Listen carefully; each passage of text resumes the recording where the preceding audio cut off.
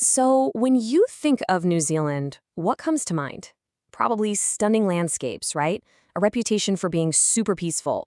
But what if I told you that underneath all that, there's this fierce, incredibly innovative military history? A story of a warrior's code, forged in conflict and respected all around the world. And that really gets to the heart of what we're talking about today. How did a nation that's known for peace produce warriors so formidable that their legacy continues to shape one of the world's most elite special forces? To get to the bottom of that, we have to dig into a chapter of New Zealand's history that, well, it's been kind of forgotten. And you know, what's so wild is that for a lot of New Zealanders themselves, this is all a bit of a mystery. Like this Reddit user points out, they went through high school and learned nothing about the New Zealand Wars. It wasn't until university that they even heard about them. And that's their own history after all. So for a lot of us, this is a real journey of discovery. Okay, so let's start at the beginning. We're kicking things off in the mid-19th century, during these conflicts called the New Zealand Wars.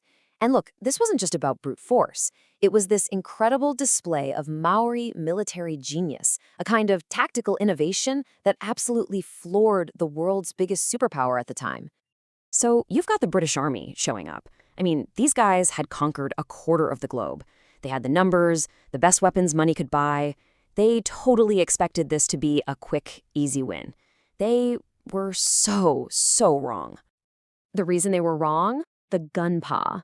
To counter the British, Maori leaders totally rethought their fortifications. And this thing, it wasn't just a fortress to keep people out. No, it was basically a weapon system. Think about it. They dug these deep bunkers to survive cannon fire. Then they had these super clever firing trenches so warriors could shoot, duck back, reload in safety, and then pop up and fire again. But the real genius, the absolute masterstroke, was the outer fence. It looked flimsy, and that was the point. It wasn't designed to stop the British soldiers, just to slow them down, to tangle them up, right in the middle of a pre-sighted killing zone where they'd be caught in a devastating crossfire. I mean, this is basically World War I-style trench warfare, decades before anyone in Europe was even thinking about it. So, just how good was it? Well, let's look at the Battle of Ohio-Wawa in 1845. The British sent their best troops in a frontal assault. It lasted all of 10 minutes. And in those 10 minutes, they took 114 casualties. The Maori warriors inside, who were outnumbered more than 6-1, were barely touched. The British were just completely stunned. All right, let's jump forward a bit into the 20th century and see how this story evolves. As New Zealand started to really forge its own national identity, Maori were asked to fight for that identity on the global stage. And for a lot of Maori elders, this was seen as paying, quote, the price of citizenship. It was a way to stand up, be counted, and contribute to the nation as a whole. And in World War II, this all came together in the form of the legendary 28th Maori Battalion. Man, these guys were everywhere.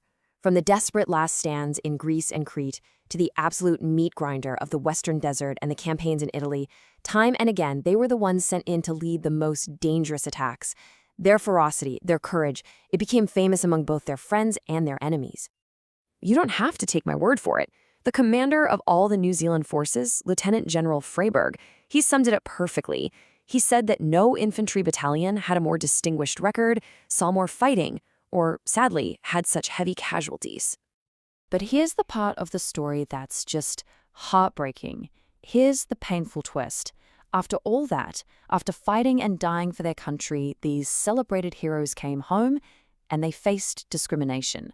They were often denied the very same financial help and land grants that were given to their non-Maori or Pākehā comrades. So this incredible warrior lineage, this line that stretches from the gunpah to the battlefields of Europe, it didn't just vanish. Nope, it evolved. And it directly influenced the creation of one of the world's most respected and most secretive special forces units. You can literally draw a straight line through history here. It starts back in the New Zealand Wars with the Forest Rangers, who were masters of guerrilla tactics and living off the land.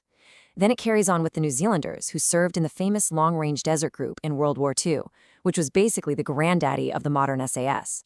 And all of that culminates in 1955, with the establishment of the New Zealand Special Air Service, the NZ SAS.